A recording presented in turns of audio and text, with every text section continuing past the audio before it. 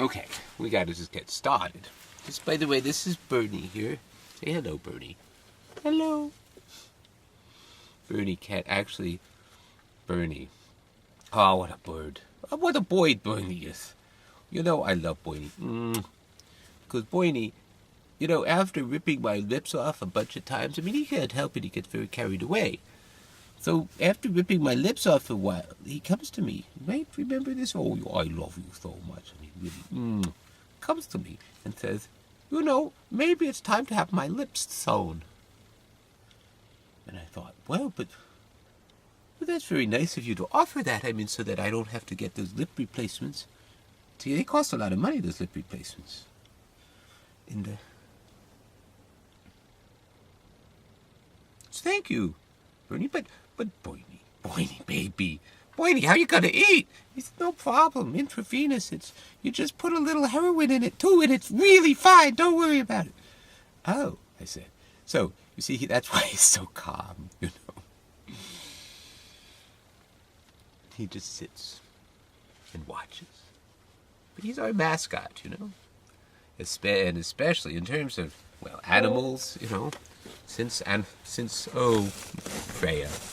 Oh, my Freya. Well, we're going to have you be in a place where you can be up there, baby. There we go. We want you to be. Oh, but now you're blocking the piano. That's not going to work. I was going to wear a hat, but there's not enough room here. It's like I keep banging in, but you know what? I kind of like it. I like the hat. I like this hat. This was my father's hat. I have 2 hats of my father's. They're very special. I have been going through the SHIT, you know, in my life. Let's come up with a word for that so we don't have to offend people and worry about our ratings and all that. How about poo-poo, okay? We're going to talk about poo-poo. Every time I use a word like that, I mean, every time I would want to use that word, SHIT, I'm going to say poo-poo. Except sometimes I might just say poo. Or poop, actually. Oh, in fact, I'll use poop because poop, as you know, well, at least according to Paul Simon, poop is the bottom line for everyone.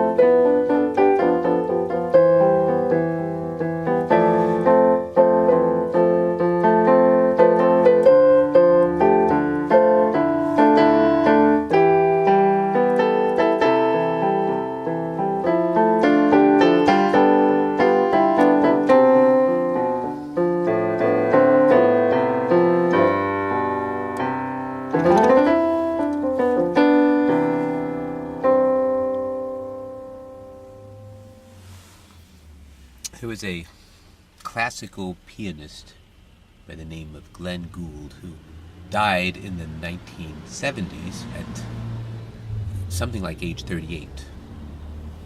He wasn't killed or anything, he just died of ill health, bad health. I mean, yeah, something happened to him, but it wasn't like cancer either. It was, I think he was just, I don't know.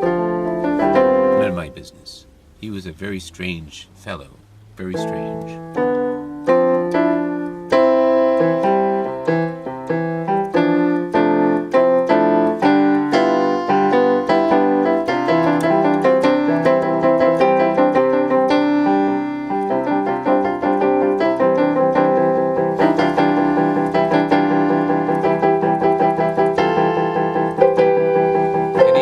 The piano, playing this Bach was what one of his composers he particularly made a name for himself playing, especially one piece called the Goldberg Variations.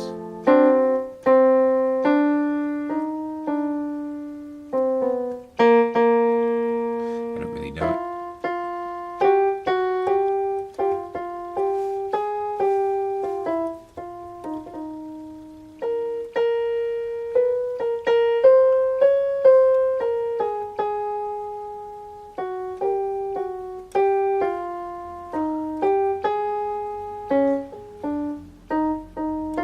Just making it up at this point.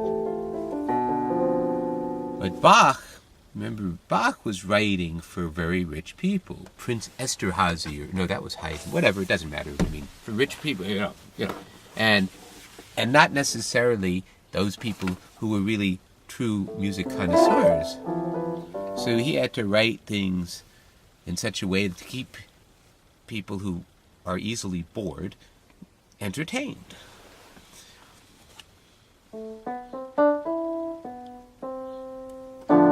So the kind of music he played a lot. He made this very complicated music, all sorts of interesting things, which were very mathematical. You know, he's basically running out mathematical formulas a lot, saying, okay, we do this series, and then we make a mathematical change to it. We raise the whole thing by a step, or we raise the third by a half step, or whatever it is, and then we go through the same thing again. So, you know, he would have been a supercomputer, you know, he would definitely be using computers, I think, Bach. And he figured out all this stuff, how to do it. And especially on his head, he had this parlor game that he did, and people thought, oh my God, this proves this guy's a genius. And he was a genius. But this particular thing seems so amazing, it's not so amazing. Except, it was a genius who figured out how to do it. But it's a parlor trick.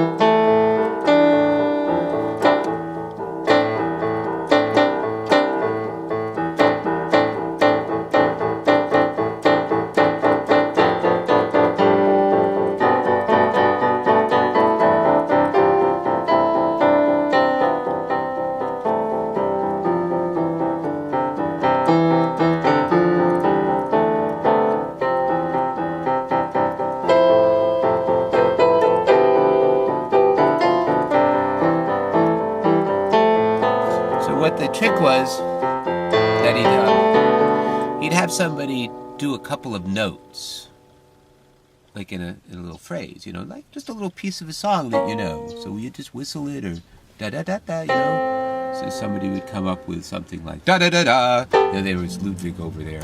No, Ludwig was not born yet. Let's say somebody comes up with that, but probably a little bit more of a phrase, I think. Doesn't matter. There's something popular, some nice little thing like The answer, my friend, is blowing in the wind. Da da da da da da da da da da da. Something like that. That. Probably just the first part. Now that I think about it, it would be da da da da da da da da da da. Yes, there we go. This is my guess. But somebody would throw out something like that, and he would sit down and he'd first play it, and he'd play it with extra, like a lot of frills and stuff, and then he would proceed to play it a little bit differently, and then a little bit differently, and then a little bit differently, for like something like, I don't know, 15 minutes or something. Whatever, baby. He had it all in his mind. He figured out how long it was going to take, because it's all he was doing was implementing a mathematical, like a computer program, but in his head, and holding on to the variables that kept changing. That, you know, he had this pattern, just like a computer programmer, and he could play for whatever length of time. He could say do 48 variations, or well, he probably wouldn't do 46.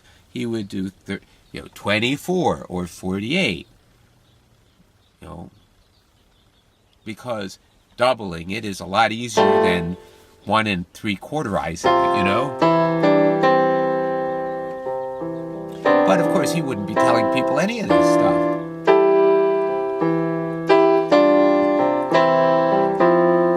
And he wasn't even, I mean, I'm saying it's a trick. It's a trick like magicians do.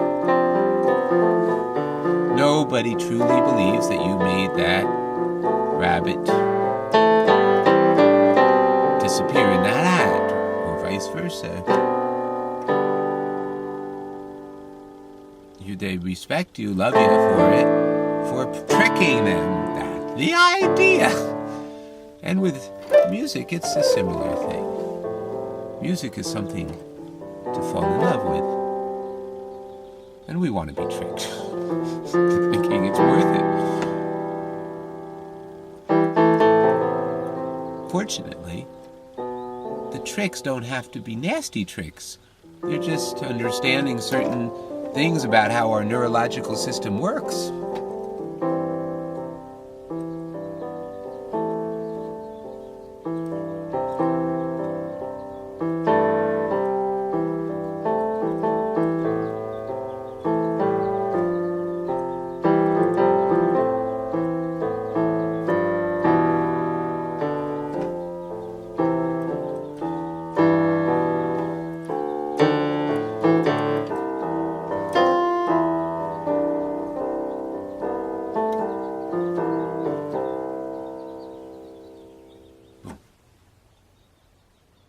Neurological system likes to either be going or stopping. And when going, it wants to be going in flow with all its parts, as well as what's going on around. Everything works best when it's a flow. Life is a flow.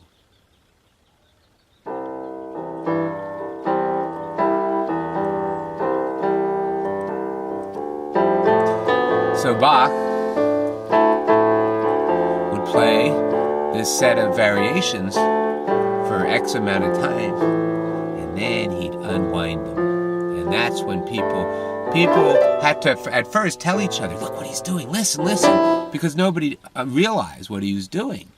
He might have had to tell people what he was doing, because they wouldn't get it. They wouldn't understand. He might be saying, okay, you see I'm going from one, I'm on the 47th, and everybody'd go, what? He's just telling us this, it's on the 47th. And then, okay, now, notice, now that, you hear it?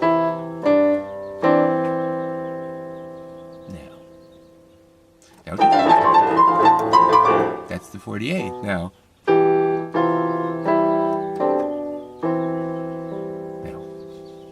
I don't know if what I just did was exactly the same, but basically the same. And he had it down with mathematical precision. He knew that variation number 47 would be what he's been doing all along, but going through these changes. And so he just has to, in his mind, say, okay, the next one is 48, and when I do the one after 48, I'm going to go back. Just back it up. He's not remembering what it sounded like. He's just, I mean, by the time he did this, I mean, he would remember these sounds. But when he's, well, no, the thing is, people are giving him different tunes to work with. And so he could do it with any tune. People thought he was an unbelievable genius because he could remember all that stuff. What a stupid way to do it when you've got a tool like math to just be your guide. Go ahead, baby.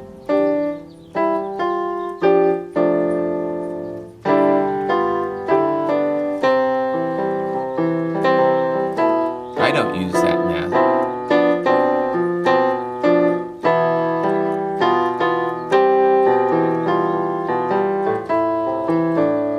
That's not true. What am I saying? I'm an idiot. Well, I don't think of it the way he did. But that's what my teacher, now I realize, what am I saying? My teacher taught me to look at music that way.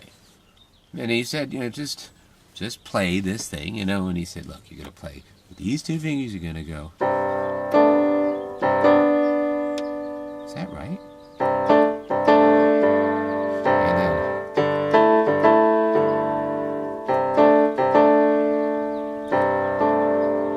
And then he had me do the same thing. It was this thing he had me do was not this. It was just something simple.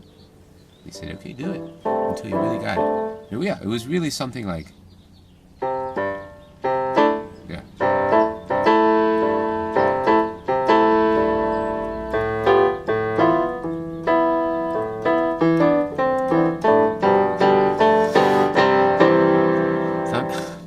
I've built on that thing so much, it's hard for me to go back now. But since I've been recording my whole journeys, and there have been many happening at the same time, or a journey, while I'm resting on one journey, I'm at the hostel there and going, wow, that was interesting. I need to, I think I need to just take a good bath and maybe meet some local female. Oh no, forget about that. It's too complicated. No, I'll just read a book. Or while you're doing that, in regard to one of your journeys, things have just gotten really interesting on one of your others.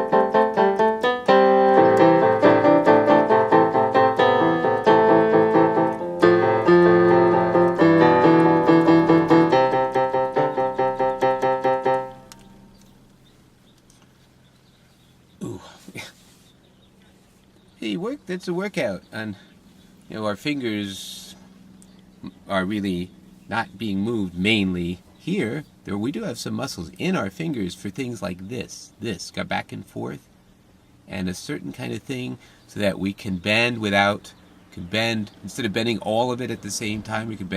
We have the ability to bend a little bit, and that's because of muscles that hold us back. Instead of, we want to bend, we just want to bend just that. It's just the tip, not the whole thing. But so just those little muscles to do those things are in our fingers. In our hands, we have a few muscles. The big muscles in our hands have to do with our thumb, moving it this way. Boom. That's the main thing. The oppositional. That's the important part. And the pinky. This part. Muscles that make the hand go in and out, which is very important. Real difference between primates that have hands that have arches in them versus flat. If they're flat, there's very little. It's flat is more like our feet. Our feet also have art. Actually, never mind. Our feet are amazing. They don't do a lot of conscious manipulation like our fingers do these things, but our feet, especially when we're walking barefoot, but even when we're not. But the reason why barefoot is so much better, to be walking on like a dangerous surface. The problem with bare feet is you slip, you bang your foot into something, it's gonna hurt, and you might really gash, put a big gash. That's the reason not to go barefoot. But aside from that, and of course if it's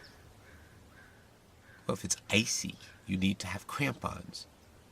Your bare feet won't do it. But if it's wet, your bare feet are definitely better than any.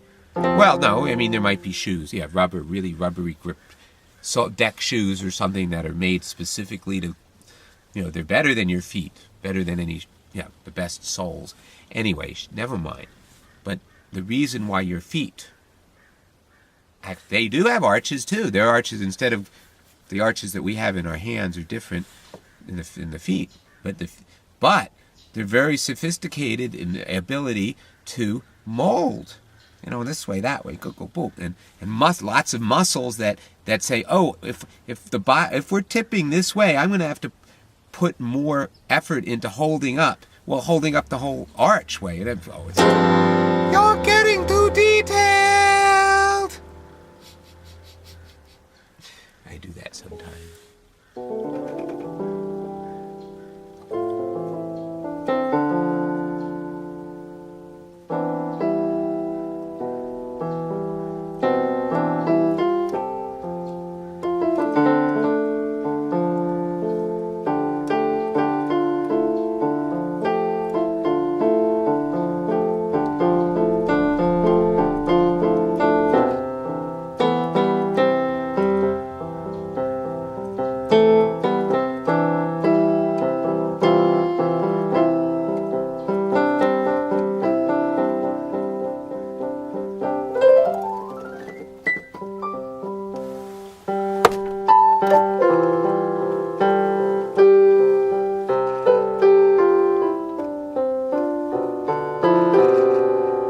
Making that sound.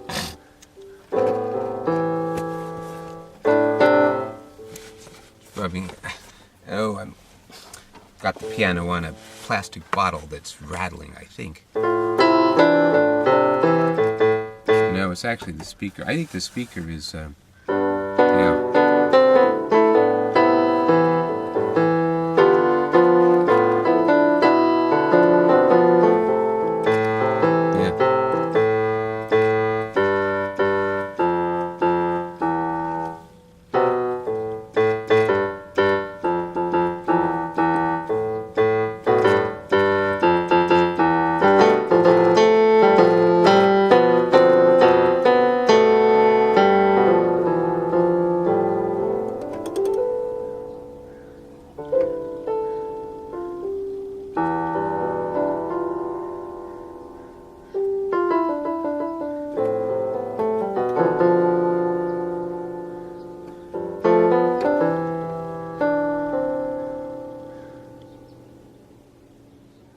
It's good to think about. Take some time and say, what am I thinking about right now?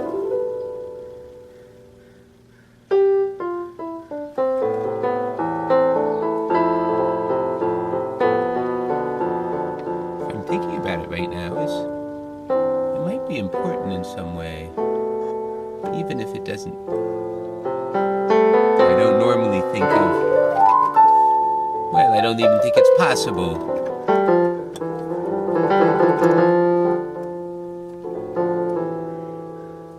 There are a lot of things we would like.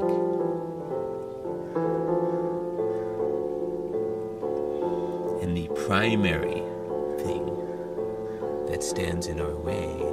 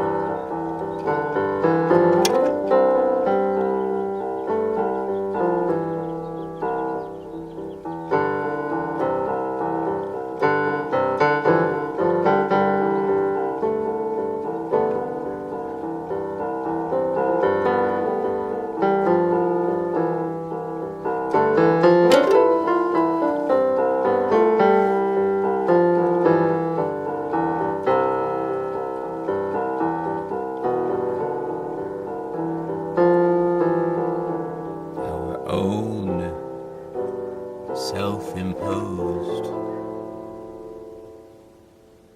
decisions, conclusions, unquestioned assumptions that, oh, I couldn't do that, I could never be that.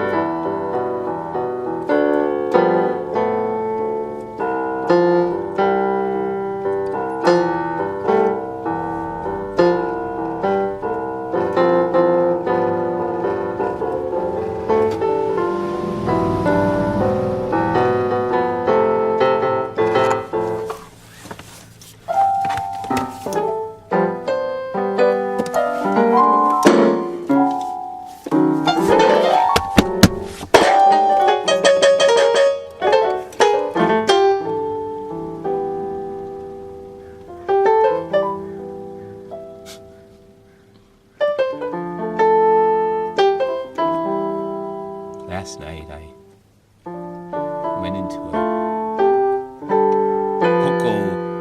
Pollo Loco, and there was this young woman, girl, I assume she was 18 at least, but not much more.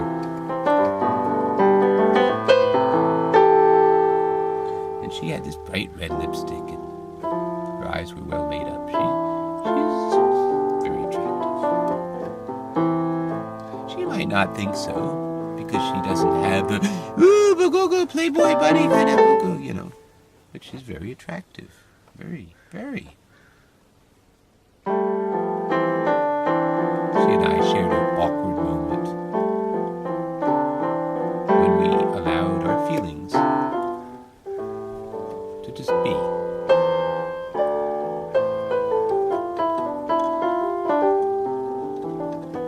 I hope she retains the ability to let herself feel.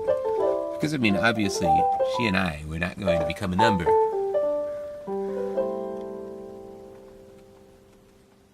That didn't mean we couldn't enjoy the moment. Or recognize the moment. I don't know if she enjoyed it because she was... I have learned, I mean, it feels awkward, right? But there's also a good feeling. You know, feeling uncomfortable is not a reason to not do something. Frequently, the most wonderful things we can do in the world, in life, are not comfortable. How many hours have people slept with somebody else's head on a part of their body that they're not that used to it, and it's kind of hurting, but I don't want to move her head or hand. She's sleeping. Let her.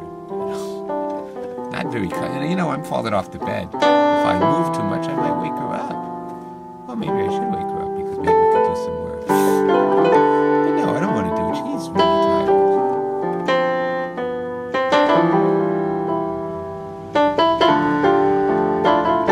Besides, she's insatiable when she's awake, so it gets me tired actually just thinking about it, so forget about it.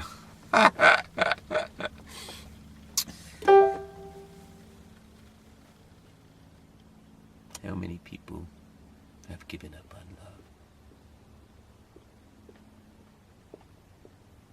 love? Are you one of those?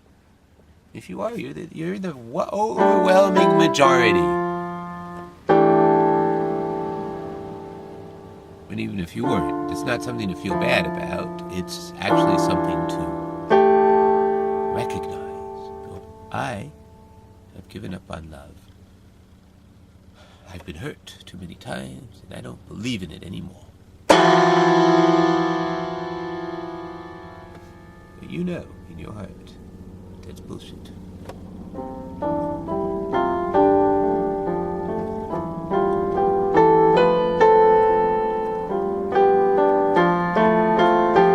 You deserve love, and the person who has to give you permission.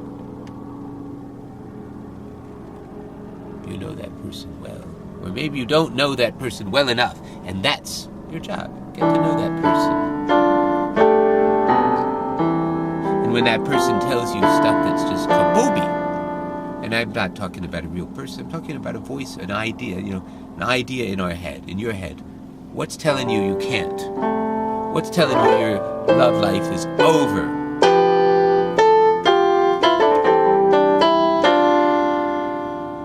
Love is for people of all ages.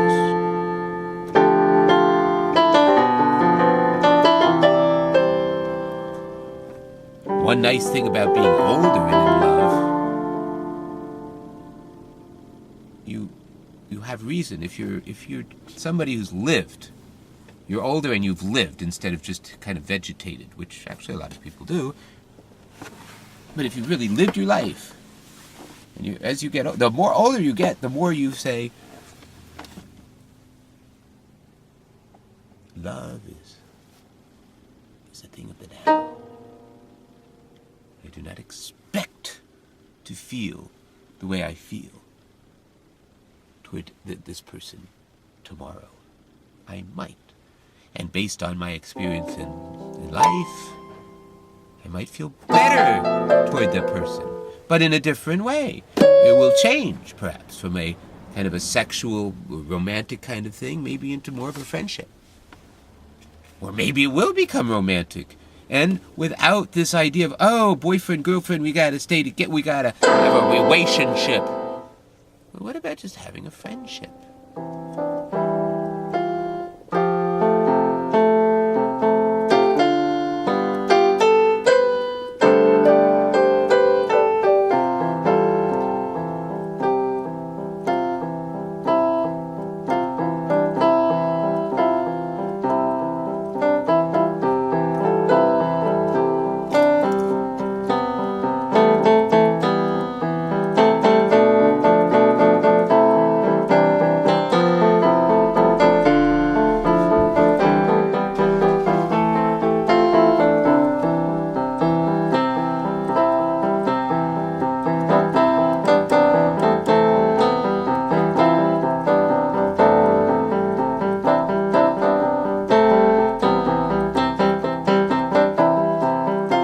realize now, young people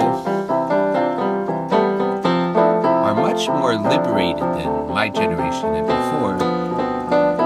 And the idea of saying, okay, if the sex part, they're liberated that way because they say, well, look, we don't have to make a big deal of it. You interested in having sex, I'm interested in having sex. And they can do it. And that's enviable as far as I'm concerned, because I wish I could do it. But I wouldn't want what they're getting out of it.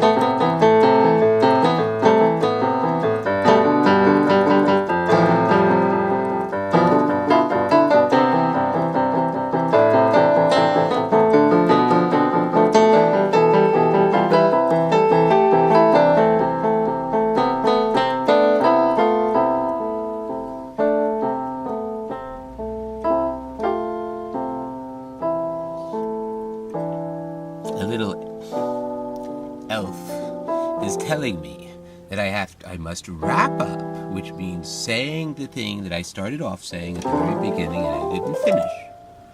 And when I say it, that's the end.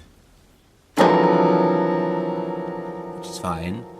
I'm actually getting a little tired here, and I have to be a little careful. I can overdo it.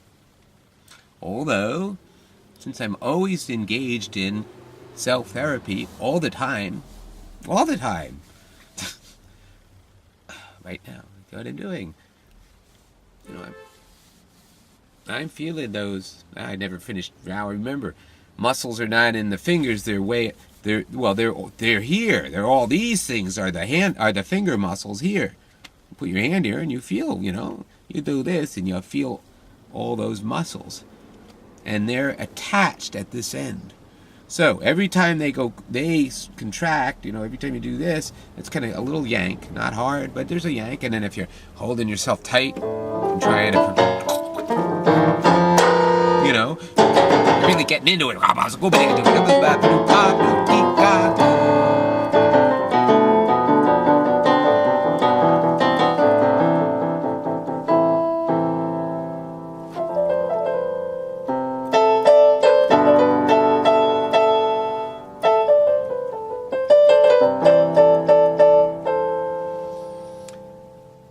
Glenn Gould said something to the effect of playing the piano is not, or music, I'm not sure which he said, playing music or music, doesn't matter.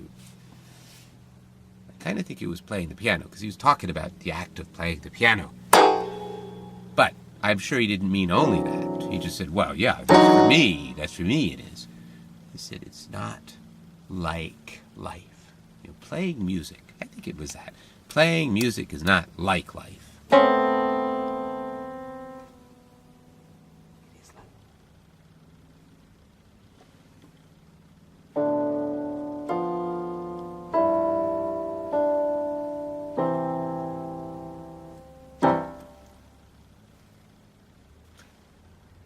Today is December 31st, last day of 2013. So I think it means I'll see you next year. And a day. I mean, you're going to see me next year. No, I'll see you this year. Because even though I say it's December 31st, you won't be able to see this until later. Well, wait a minute. I'm going to put this up right now. What the fuck are you talking about? This is it. I get mixed up. If you don't know what I'm talking about, good, because I don't really want you to know how mixed up I am right now. So, call me Will, by the way. Okay?